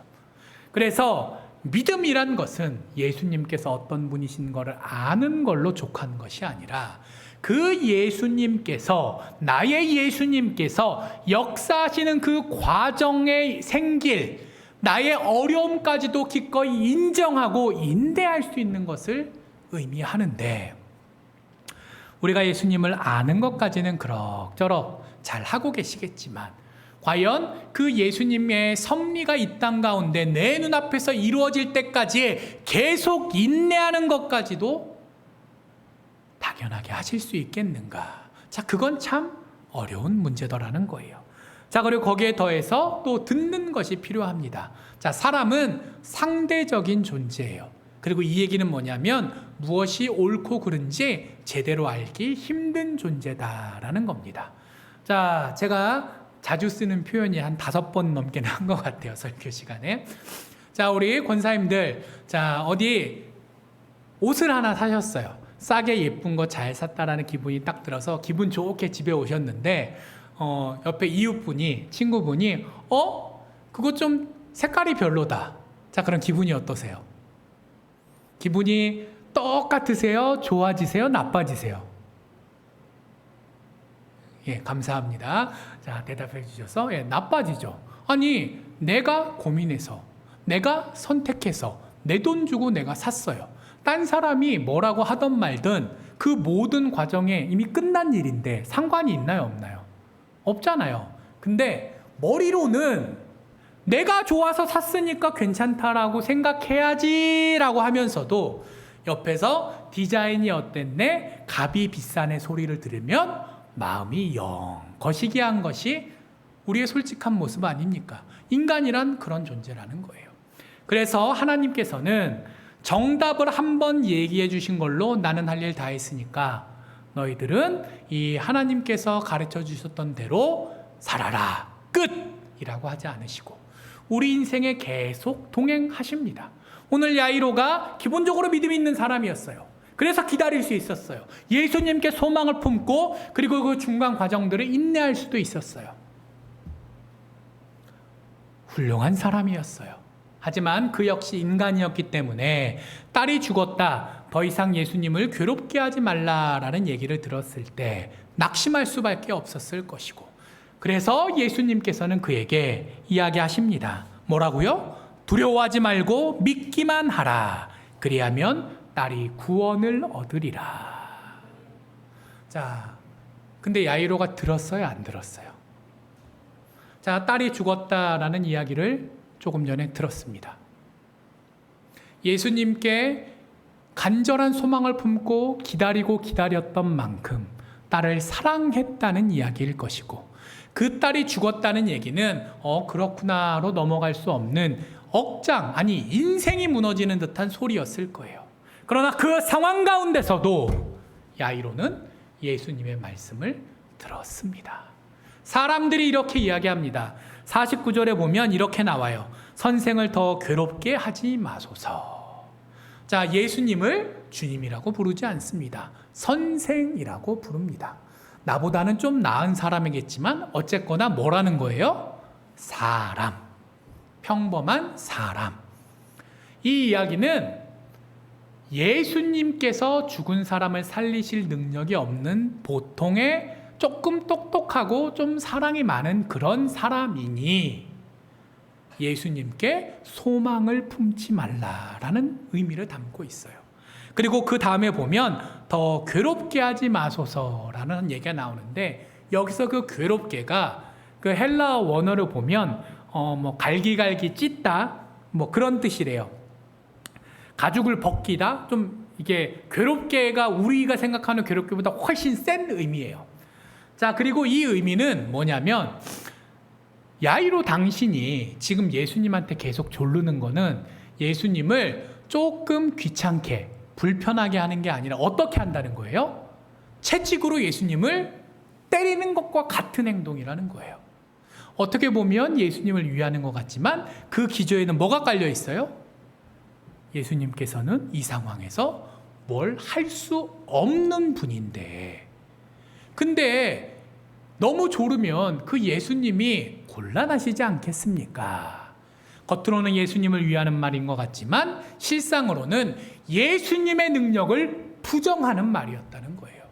우리가 세상을 살면서 이런 말을 얼마나 많이 듣습니까? 좋은 말로 포장하지만 하나님께서 우리를 사랑하시지 않는다. 하나님께서 우리를 도우시지 않는다. 하나님께서 이 세상을 섭리하시지 않는다. 그러니 우리는 사람을 의지하고 과학 기술을 의지하고 무언가 눈에 보이는 것들을 의지하면서 우리의 험난한 인생을 버텨야 한다.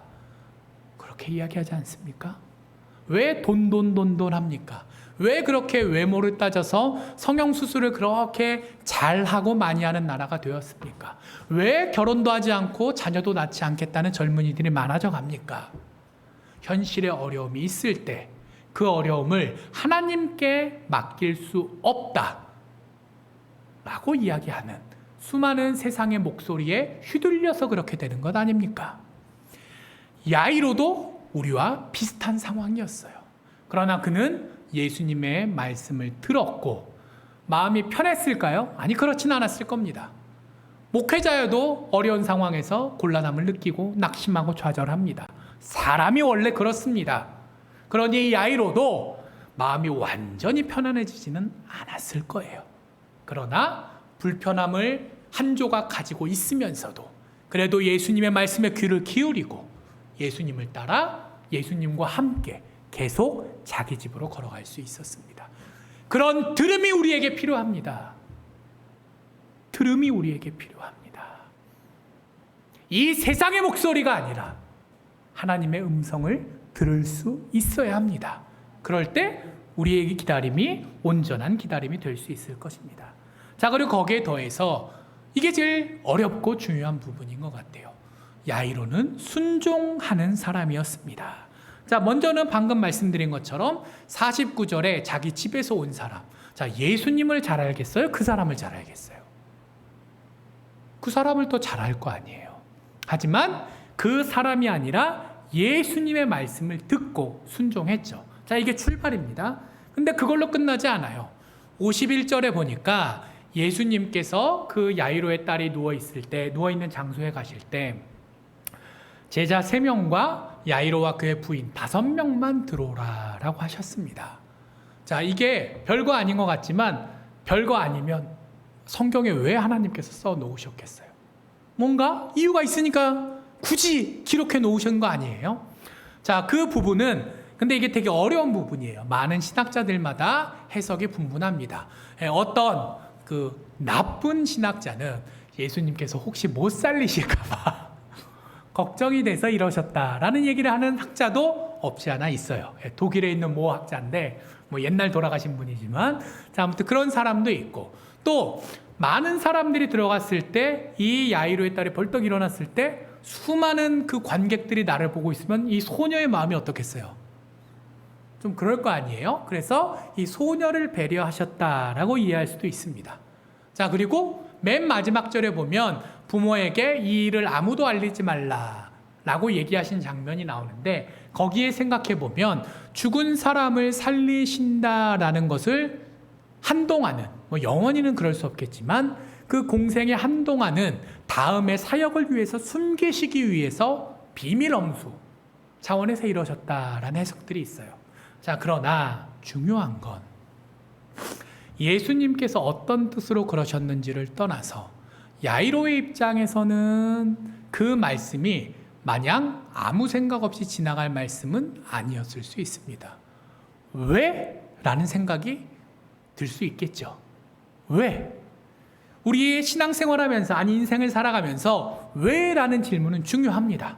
아이들이 성장해 나가는 데 있어서 뭘 물어보면 왜 그러잖아요. 교육학자들이 그 이상한 소리를 해도 너 왜 그래? 그런 거 묻지 마. 됐어. 그냥 어른이 되면 알아. 이렇게 얘기하지 말고 최대한 설명을 해주라 그래요. 가능한 만큼은. 왜 그런가? 그 왜라는 질문이 인간을 인간으로 만드는 질문이기 때문입니다. 근데 이게 꼭 좋은 것만은 아니에요. 우리가 세상을 더 알아가고 인생의 깊이를 더하가는 과정에 왜라는 질문은 필요하지만 동시에 이것이 믿음의 올무가 되기도 합니다. 왜 하나님께서는 이러시지? 왜 하필 나지? 왜 하필 지금이지? 왜? 그것이 우리를 힘들게 하는 것 아닙니까? 야이로도 얼마든지 왜 우리 딸이부터 시작해서 수없이 많은 왜를 외칠 수 있었을 거예요. 하지만 51절에 보면 5명만 들어가자 할 때 야이로가 다른 소리를 하지 않습니다. 이 역시도 완전한 믿음, 완전한 평안까지는 아니었겠지만 그가 그래도 예수님께 순종해야겠다라는 어떤 결단을 가지고 있다라는 걸 보여줘요. 그리고 가장 중요한 건 오늘 본문 말씀이 사실 40절부터 출발하는 말씀입니다. 중간에 어떤 일이 나오죠? 혈루증 여인을 고쳐주신 얘기가 나와요. 자, 근데 41절에 야이로가 예수님을 만나 집으로 걸어가고 있는데 야이로의 마음은 어떨까요? 타들어가고 있겠죠. 우리 딸이 언제 죽을지 모르는데 빨리 예수님을 모시고 가야 되는데 근데 중간에 누가 나타나요? 이 나쁜 혈루증 여인이 나타나요. 자, 야이로는 혈루증 여인과 같은 마을에 살고 있었겠죠? 그리고 혈루증 여인의 아기를 알고 있을까요? 모르고 있을까요? 유명한 여자였을 거예요, 동네에서. 자, 알고 있었을 확률이 높다라고 생각합니다. 자, 그리고 그 당시에 혈루증이라는 병을 어떻게 생각했냐? 아주 나쁜 죄를 저질러서 하나님께 벌을 받았다. 하나, 또 하나는 부정한 여인이기 때문에 근처에 이렇게 옷깃만 스쳐도 다른 사람을 부정하게 만드는 요즘식으로 따지면 코로나 같은 여인이다 라는 두 개의 부정적인 관점이 이 여인한테 투영되고 있었어요. 자, 예수님께서 만약 우리 딸보다 더 급한 사람을 살리시기 위해서 지체하고 있었다, 머리로는 이해할 수 있었을 겁니다. 예수님께서 하다못해 괜찮은 사람을 구하시려고 시간을 좀 지체하셨다, 기다릴 수 있었을 거예요. 근데 하필이면 예수님께서 구하시려고 시간을 보내셨던 그 여인은 어떤 사람이었죠? 여자예요? 죽을 거 아니에요. 오랜 병을 안아서 자기는 고생했겠지만 죽어가는 야이로의 딸과 비교한다면 그래도 아니 야이로의 딸부터 먼저 살리신 다음에 고쳐도 괜찮은 상황이잖아요. 급한 사람도 아니에요. 더더군다나 가치는 어떻습니까? 12년 동안이나 혈루증을 앓았던 거 보니 틀림없이 죄인이고 여러 마을 사람들에게 민폐만 끼치는 나쁜 사람이라고 생각했을 텐데, 그리고 또 한 가지 더 어려운 건 그게 야이로의 심증, 마음의 혼자만의 생각이 아니라 실제라는 거죠. 이 여인이 병이 왜 걸렸는지는 모릅니다. 그가 죄 때문에 걸렸는지 아닌지 모릅니다. 그러나 분명한 건 그 40절부터 48절 사이 가운데 이 여자는 죄를 저질러요. 내가 부정하잖아요? 다른 사람 비비면 돼요, 안 돼요? 안 돼요. 왜? 나 하나만 부정한 걸 끝나는 게 아니라 다른 사람도 부정하게 만드니까. 근데 이 여인이 예수님께 어떻게 다가갔죠? 예수님을 둘러싸고 있는 사람들을 어찌할 수 없으니까 거기를 이렇게 뚫고 몸을 비비면서 들어간 거예요. 자기도 몇 명을 부정하게 만들었는지 모르고 당한 사람도 내가 당했는지 안 당했는지 모릅니다. 그러나 분명한 건 그 여자는 자기의 이익을 위해서 다른 사람을 해쳤어요. 그리고 사람만 해쳤나요? 아니, 예수님한테도 테러했습니다. 예수님께서 이 여인이 부정한 여인이 만졌다고 예수님을 만졌다고 예수님께서 부정한 분이 되는 거 아니죠. 물론 아니죠. 그러나 그 당시의 상식으로 보면 이 여자가 멀리 떨어져서 예수님 저 좀 고쳐주세요. 그래 내가 고쳐줄게 하면 그나마 날 텐데 어떻게 했다고 돼 있어요? 옷자락에 손을 댔다는 거예요. 이 얘기는 뭐예요? 옷만 닿아도 부정하게 만드는데 사람들만 부정한 게 아니라 지금 결정적으로 어느 분을 테러한 거예요? 예수님. 그리고 잡혔어요. 몰래 도망간 거 성공한 게 아니에요. 예수님께서 누구냐? 그래서 결국 잡아서 이 여인이 걸린 줄 알고 무릎 꿇고 나와가지고 여차저차해서 제가 이런 짓을 저질렀습니다라고 자복했어요. 그러니까 예수님께서 뭐라고 하시죠? 따라 내 믿음이 너를 구원하였으니 평안히 가라. 이걸 지켜보고 있는 야이로의 마음 생각해 보셨을까요? 어떨까요? 우선순위도 우리 딸보다 급하지 않아. 선착순으로도 내가 먼저 갔어. 그리고 가치로도 우리 딸은 무죄한 어린아이인데 이 여자는 동네 망신 다 시키는 악질 죄인이야. 근데 야이로는 어떡하죠? 예수님, 왜 저딴 여자한테 시간 낭비하십니까? 빨리 저희 집으로 가십시다. 마음은 굴뚝 같았을 거지만 예수님께서 왜 이렇게 하시는지 다 이해할 수 없었을 거지만 그래도 옆에서 예수님께서 결정하시고 진행하시는 일에 대해서 순종했습니다. 자, 그것이 우리에게 필요한 기다림의 덕목이 아닐까요? 온전한 기다림이 되기 위해서 우리가 믿음도 필요하고 들음도 필요하지만 무엇보다 하나님께서 이 모든 것을 알고 계시면서도 하나님의 뜻에 따라 이 모든 것을 주관하고 계신다라는 그 섭리주 하나님의 존재하심과 역사하심을 우리가 인정하면서 순종해야 하지 않을까요? 야이로가 100점짜리 사람은 물론 아니었을 거예요.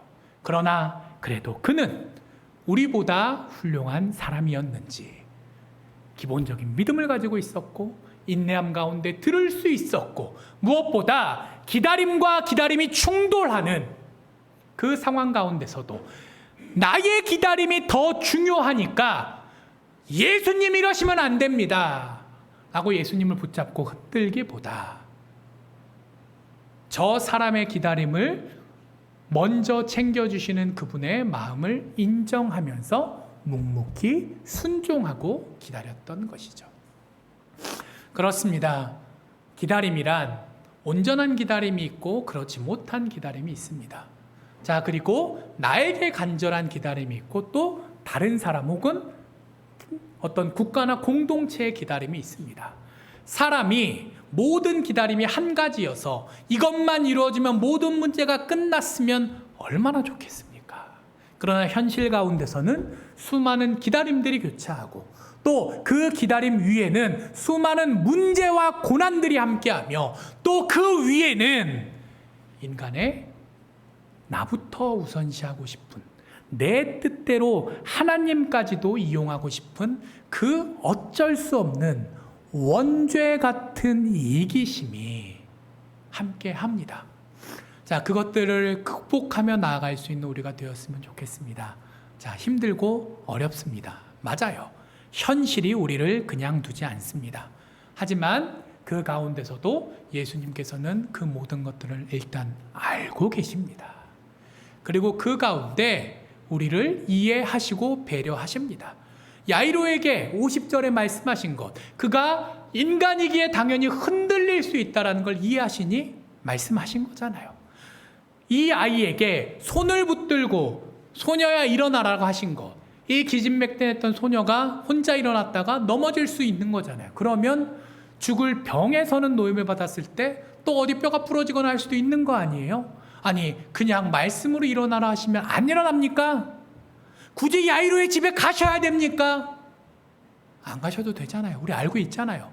그냥 그 항구에서, 아니 심지어는 그 항구에서 야이로가 말을 떼기도 전에 너의 간절한 기다림을 내가 아노라. 이미 딸의 병을 고쳤으니 집으로 돌아가라 하실 수 있으실까요? 없으실까요? 우리가 알잖아요. 그러실 수 있었어요. 그러나 예수님께서는 그렇게 하지 않으셨습니다. 그 자리에 있는, 그리고 그 야이로와 그 어린 딸이, 그리고 지금 우리에게 이르기까지 예수님께서 사람의 상황을 이해하시고 배려하시면서 역사하신다라는 것을 보여주고 계시니까요. 그리고 그 다음에 어떻게 하시죠? 먹을 걸 줘라. 애가 오래 아팠잖아요. 지금 죽었다가 살아났잖아요. 예수님의 표현에 따르면 잔다라고 하셨지만 거기 보면 누가 봐도 사람의 눈에는 죽은 거잖아요. 예수님께서 우리와 존재가 다르신 분이니 죽음과 잠에 대한 개념을 다르게 이야기하셨겠지만 이 아이가 고생한 게 맞습니까? 틀립니까? 죽을 병에서 고생했잖아요. 자, 그 세밀한 부분까지도 다 배려해 주시는 분이시라는 거죠. 그런 분이 바로 우리 예수님이십니다. 우리가 그분을 믿고 듣고 그분에게 순종할 때, 그분의 섭리를 인정하는 가운데 묵묵히 또 온전히 기다릴 수 있을 때 그 예수님께서 우리를 붙들고 인도하실 줄 믿습니다. 그러한 소망 품고 나아가는 우리 모두 되기를 주님 이름으로 간절히 축복합니다. 기도하겠습니다. 하나님 감사합니다. 기다림들 가운데서 저희들이 있습니다. 그러나 그 모든 기다림이 동일한 기다림인 줄 알고 있었으나 또 그렇지 않다라는 말씀까지도 들었습니다. 이 간절한 상황 가운데 먼저 스스로를 되돌아볼 수 있는 넉넉한 믿음까지도 허락하여 주시옵시고 그 믿음 가운데 하나님의 역사하심을 바라볼 수 있게 하여 주시옵시며 그래야 해서 우리의 믿음이 더더욱 탄탄해지고 또 이것들이 우리에게 서로가 또 후대들에게 정말 놀라운 하나님의 은혜의 역사로 회자되고 기억되는 가운데 이 패역한 시대 가운데 하나님께서 살아계시고 역사하시고 우리를 사랑하심을 다시 한번 확인하고 널리 전파하는 그런 축복의 통로가 되게 하여 주시옵소서. 그래야 주실 줄 믿사오며 이 모든 말씀 예수님 이름으로 기도합니다. 아멘.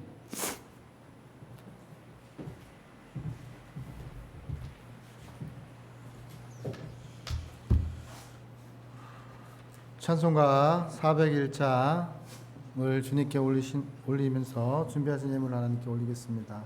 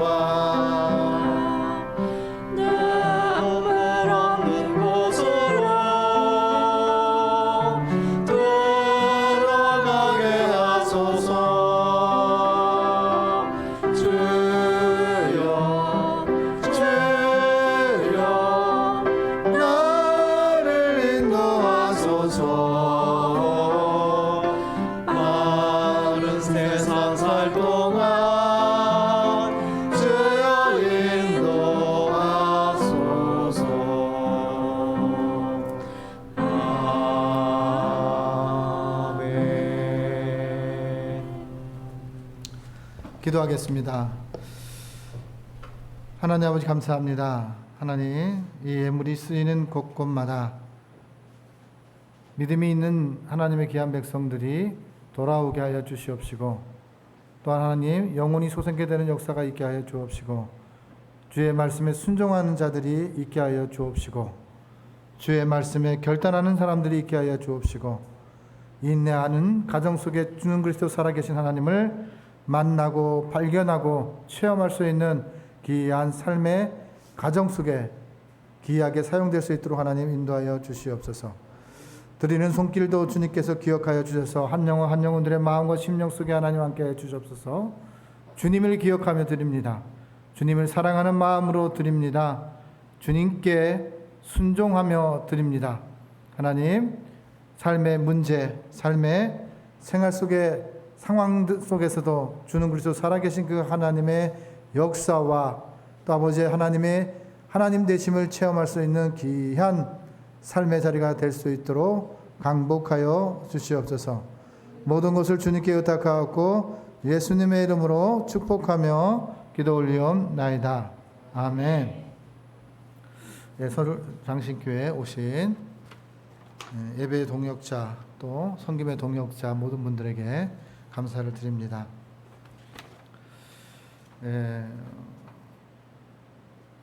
다음 주 일날은 세례식과 성찬식이 있습니다. 함께 기도해 주시기를 바랍니다. 손창현 집사님이 이제 빠른 회복을 위해서 기도 부탁드리겠습니다. 또 영혼 구원을 위해서 김철웅 성도가 있습니다. 기도하고 나면 나머지는 하나님이 하실 일들입니다. 우리는 기도하라 할 때에 기도하고 그리고 하나님이 하실 일을 기대하며 발견하게 하시는 그분이 하나님이십니다. 오늘 말씀처럼 때때로 하나님께서 시간의 지연도 있지만 그 가정 속에서 하나님께서 행하시는 일들을 발견하고자 하는 몫은 우리의 몫입니다. 그래서 삶의 자리 속에서 하나님이 스스로 계신 분이 나타날 수 있도록 우리를 사용하여 주시고 우리의 눈을 사용하여 주시고 우리의 오감을 사용하여 주셔서 하나님의 살아계심이 지금도 역사하시는 서울장신교회가 되기를 또 소망하시면서 기도 부탁드리겠습니다. 김민수 청년 이제 결혼 준비를 진행 중에 있습니다. 함께 아내의 믿음도 가정에 예수가 호주가 되는 역사들이 나타나게 도와주시옵소서. 그렇게 기도 부탁드리겠습니다. 나오지 않는 지체들이 있습니다. 기억하셔서 기도해 주시기를 바랍니다. 내일 월요일은 전도가 진행됩니다. 그리고 또 하나는 목회자 기도회가 준비되어 있습니다. 그래서 내일 오전에 목회자 기도가 있고 또 오후에 함께 전도가 진행이 됩니다. 동참하실 수 있는 분들은 함께 오셔서 함께 주님의 말씀에 순종합시다.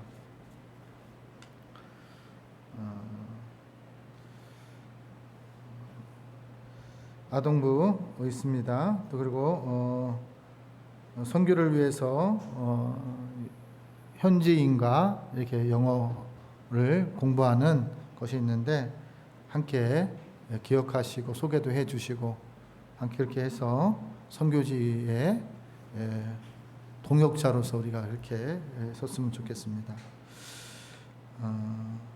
앞에 장신사랑 기도 있습니다. 나라와 민족 그리고 지도자들을 위해서 그리고 신학교를 위해서 그리고 서울장신교회를 위해서 함께 기도해 주시길 바랍니다. 또 하나는 저희가 이제 교회를 이전하는 데 있어서 뭐 보증금이 된다든지 무엇이 물질이 된다면 뭐 문제가 될 크게 없어요. 그러나 저희가 현재 그런 상태가 되지 않기 때문에 이전하는 데 많은 어려운 환경들이 있거든요. 그래서 기도해 주시고 또한 하나님께서 세우셨으니까 우리 하나님께서 이끌어 가 주실 줄 믿습니다. 그래서 저는 항상 기억합니다. 교회를 세웠다는 가치는 어떤 것보다도 가장 중요한 거예요. 목사가 있다고 하는 자체가 중요한 것이 아닙니다. 무엇이 중요하냐면 머리 대신 교회가 세워졌다는 것에 가치가 있는 거고, 두 번째는 함께 세우는 동역자가 되었다는 게 가치인 거예요. 하나님께 상 받을 일이에요. 교회를 통해서 영혼 구원들이 되고 여호와께로 돌아오는 초소가 되어 있거든요. 그래서 하나님께서 그 초소를 지키시기를 원하시고 세우시기를 원하시는 게 사명인데, 우리가 그곳에 동참하고 있습니다. 그래서 장신사랑 기도, 긴급기도 제목, 이것들을 위해서 기도해 주시기를 바랍니다. 때때로는 물질의 후원자가 필요합니다. 때때로는 예배의 후원자가 필요하고, 또 때때로는 찬양의 동역자들이 필요합니다. 그래서 적시 그때그때마다 하나님께서 채워주시고 인도해 주시기를 바라면서 하나님께 구해야 합니다. 내게 없는 것을 바라보는 게 아니라 내게 있는 하나님을 바라보고 기도하셔야 돼요. 그 하나님을 기대하는 소망으로 함께 기도 부탁드리겠습니다. 함께 긴급대책위원회가 예배 후에 잠시 모이겠습니다. 기도하고 또 그렇게 하겠습니다. 이제 찬송가 210장을 주님께 올리신 후에 우리 고범성 목사님 축도하심으로써 예배를 마치도록 하겠습니다.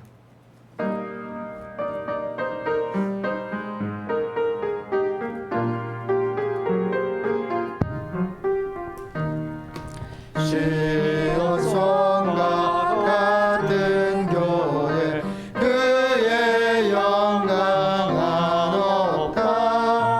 허락하신 말씀대로 주가 친히 세웠다. 반석 위에 세운 교회 흔들 자가 누구랴. 모든 원수 에워싸도 아무 근심 없도다. 생명샘이 솟아나와 모든 성도 마시니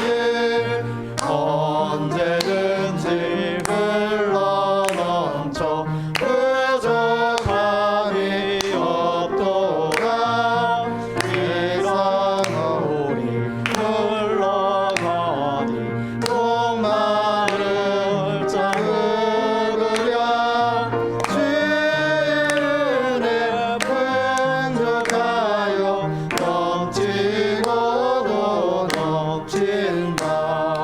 주의 은혜 내가 받아 시온 백성 되는 때 세상 사람 비방해도 주를 찬송하리라.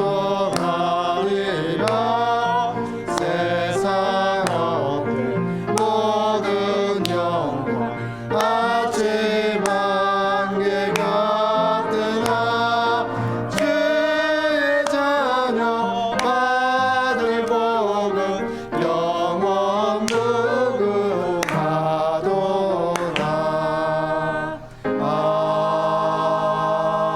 아멘.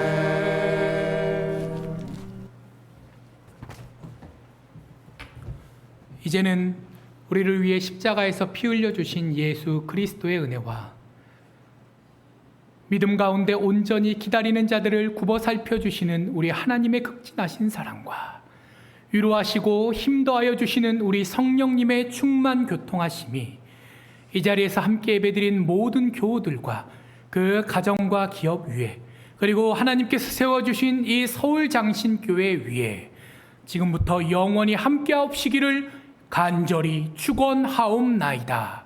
아멘.